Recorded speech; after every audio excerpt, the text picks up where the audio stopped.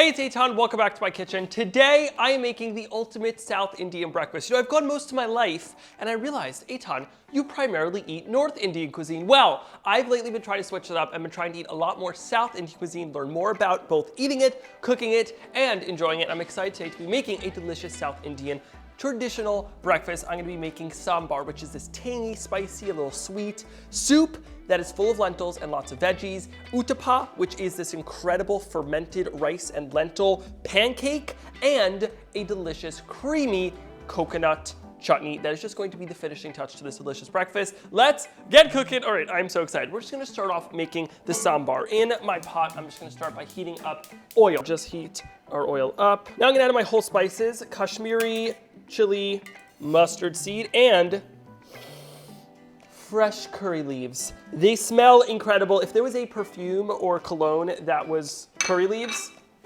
I'd be buying it by the bottle. 60% of the time, it works every time. Just stir that up, and now this is just really going to bring out the oils within these, just really get their flavors going, you know, get them excited. Now our onions strain to there and cook that for about 4 to 5 minutes until they are nice and translucent. It is a veggie party time. Now, veggie party does remind me of the movie that came out a few years ago, Sausage Party. So tomatoes in there. Now, these are not alive. I mean, they once were, but you know, not in a sentient way. No, please, no, I forgot the familia. Next up, carrots right into there. Tomatoes. So, you know, we're not really gonna brown these, so I was just soaking them in some water so they didn't brown. Just put them in there. Tomatoes. I said tomatoes? Oh. I've been informed that I'm dumb, and I said stir that up. And you know, we're not really gonna brown these that much. The goal here is just kind of cook them down a little bit, get like a little bit of like golden brown action, but nothing too crazy, just for about 5 minutes. Spice time, very important to add your spices now. Again, we want to toast the spices. We have the whole spices now in the beginning, and now we are doing our ground up spices, some turmeric, cumin, chili powder, coriander, and a little brown sugar. Just that little bit of sweetness. It'll help get that little caramelization going on. Stir that up and just, whoa, the smell just slaps you in the face. This smells super flavorful. Speaking of flavor, tamarind concentrate. Tamarind is a pod full of seeds and this kind of flesh in there that is, you know, ground up in a food mill to release this paste. That this is kind of also like the you know, boiled down version of it, so it's super concentrated. It's really, really tangy, really flavorful. It's gonna add that kind of sour aspect that sambar is known for. Then a whole lot of water. Oh, hello there. Are you enjoying this video? I'm enjoying it. I hope we're enjoying it together. And speaking of cooking and those type of edible things in terms of food, Eitan Eats the World, my debut cookbook, is available right now for pre-order everywhere books are sold and on eataneatstheworld.com. It comes out May 3rd. That's coming up. So if you want to support my work, enjoy what I do, and want 85 delicious comfort food recipes, head to eataneatstheworld.com to find out where you can pre-order it. All right, let's talk about this. We are now adding in our tur dal. That is split pigeon pea lentils. I already cooked these because it takes some time. So what I did is I just boiled these with some turmeric, which, you know, gives it flavor, but also even more color. And it just cooks into this beautiful just lentil mash that we're then gonna add in here and keep on cooking. So add in our cooked lentils straight into here. Add in those, and you wanna put half of it, you wanna put in whole. Then the other half of the lentils I'm placing into a little food processor. What this is gonna do is it's just gonna really get them kind of like more like mushed up in a sense. Sambar is known for having this almost like murky water consistency. There's kind of like some like floating little bits, and what that's actually from is from the blended up lentils. It really helps thicken it also. So I know it sounds crazy, like 800 adding in half of them whole, half blended. Just do it. Just do it. Just stir this up. Oh my God, this already looks delicious. Now it is time to let this simmer, kind of half covered just in case it bubbles at all. And meanwhile, let's make our coconut chutney. Start off by grabbing unsweetened coconut that has been shredded into your food processor, followed by a little chunk of ginger. Ooh, that is some liquidy ginger in a good way, and a green chili. I'm just gonna take off the little hat on top. Green chili straight into there, and start blending that up with water. So I'm gonna start by adding in about half my water and then kind of keep on adding as it's needed. And time to blend. Now, this is gonna look weird. It's gonna look like it's not gonna work to start, but just stick with me. It is going to work and be delicious. just pour that out. Look at that beautiful consistency. You know, it's nice and creamy, but also like still a little chunky. You know, it's not like a full-on paste. It's tarka time, which is one of my favorite things to do in the kitchen. Basically what a tarka is just gonna heat up your fat in a little pan or pot, and then you add in your whole spices. What this will do is you're gonna toast those spices, get them to sizzle, get them to just bring out all their oils and flavors, and then we're gonna pour it straight into our chutney. It's really just gonna like perfume it full of aroma and flavor. It is just absolutely delish. I'm adding in mustard seeds, cumin seeds, fresh curry leaves, and Kashmiri chilies straight into the, whoa! Okay, gotta be careful. It definitely spitter spatters quite a bit, as you saw. Just get that going for about, it needs a little more oil, for about 30 seconds to 45 seconds. We obviously don't want any of these to burn, but we do just want to bring out their flavors and oils.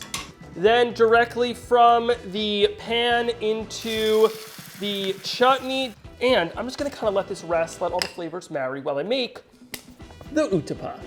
It's veggie time. Do I know how to juggle? No. Do I know how to chop veggies? Yes. So we're just gonna chop them up. You want to do a kind of medium dice on these, starting off with green pepper. You know, you can customize it. Really, whatever veggies you want in your Uttapa, you can do. You can even do no veggies if you're just in a non-veggie mood. But these are what I like to do. These are some of the classics. But have fun with it. Do whatever you want.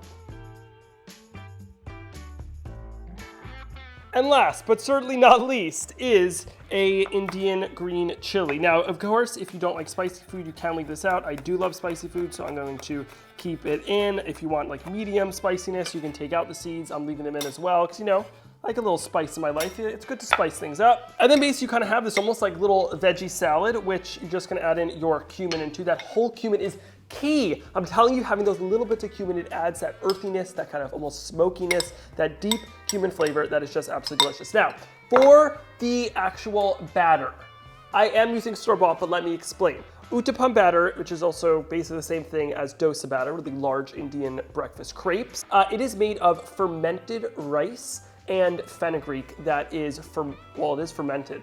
Let's head over to the stovetop. Over here I have a traditional Indian tawa. So just take some oil up this. Just make sure it's nice and oiled. At home you can use any type of non-stick pan.